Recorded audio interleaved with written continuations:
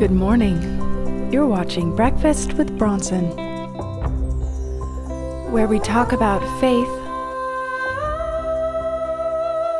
health, and success. Welcome.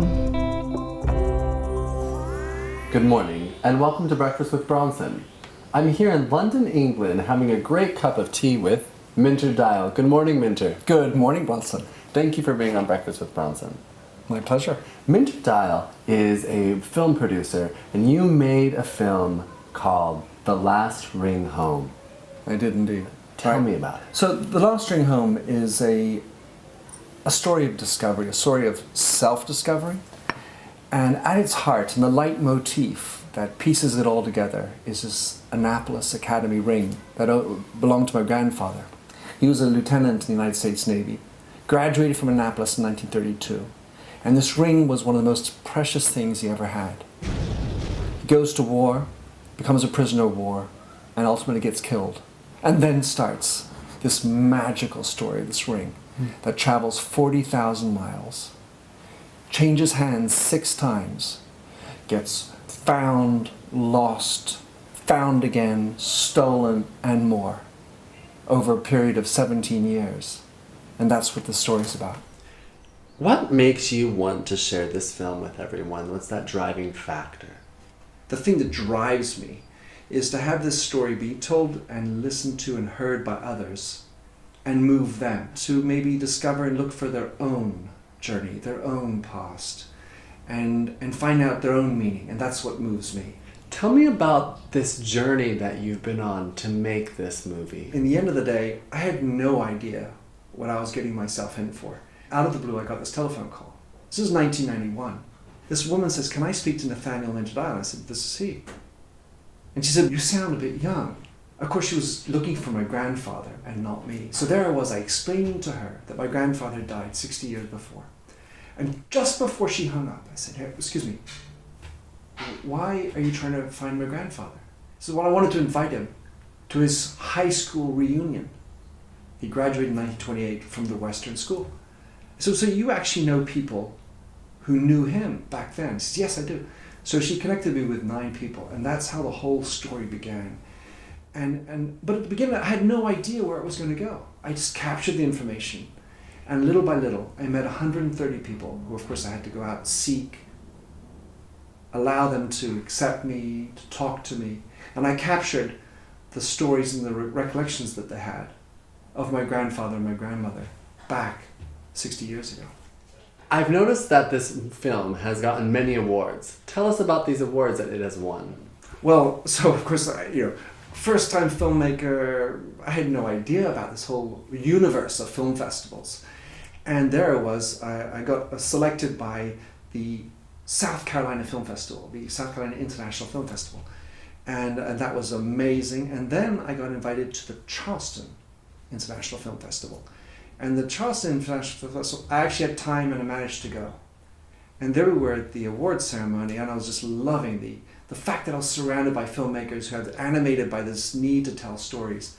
And they all of a sudden, they said, "And the award for the best short," and it's not me. I was like, all right, well, that's too bad. It could have been nice, but it wasn't. Then there's another award for the best documentary, and it wasn't for me either. And then they go in the next award, which is the best foreign film, and they say The Last Ring Home. And I say, "What? I won I bet the best foreign film." It felt so peculiar for me. Anyway, so I was just over the moon. And truly, I got up there on the podium and I said, I didn't prepare for this, because I didn't prepare for it. And so I won that award, and I've been selected at 6 film festivals, and I won a number of awards at the Southern Shorts Film Festival. And I've got a couple more festivals coming up, which I'm looking forward to as well. What has the impact been of this film on your family? All right, great question, because in the end of the day, it's disparate. You've got some members of my family who I feel are 100% just dying and for every word and every element. And then others who aren't so interested. The truth is that, of course, the biggest impact has been on my closest family, the ones right around me. The impact has been on my father, my aunt, who discovered their parents so much later, or at least so much more details that they hadn't known for the first 60, 70 years of their lives. Then there's been the impact on my wife and my kids. Of course, it's been somewhat monopolizing for my family, but it's also provided them some information about their history that's been important for them and a sense of identity. Minter, I really look up to your pursuit for making this film and following your passion. What is your advice for my viewer out there? Well, so there's an expression that people say is follow your passion. That sounds very trite. In the end of the day, I didn't do that for many years. And so the key is, and has been for me, is to be open to the experience to come to you, to be open to finding a passion.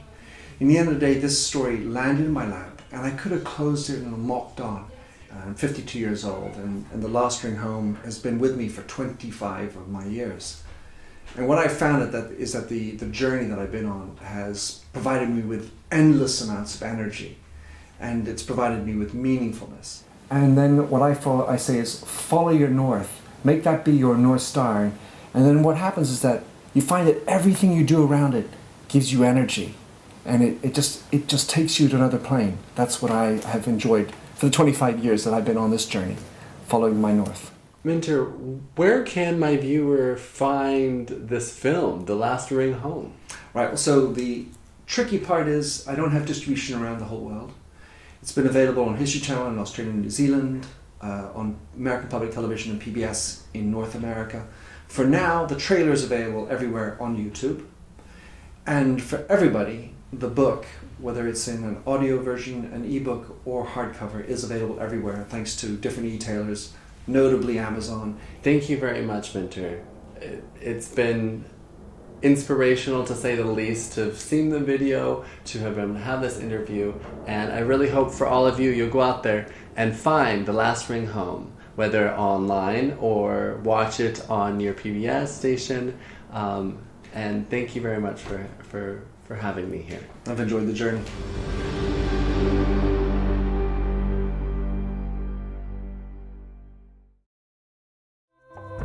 Thank you for watching Breakfast with Bronsen.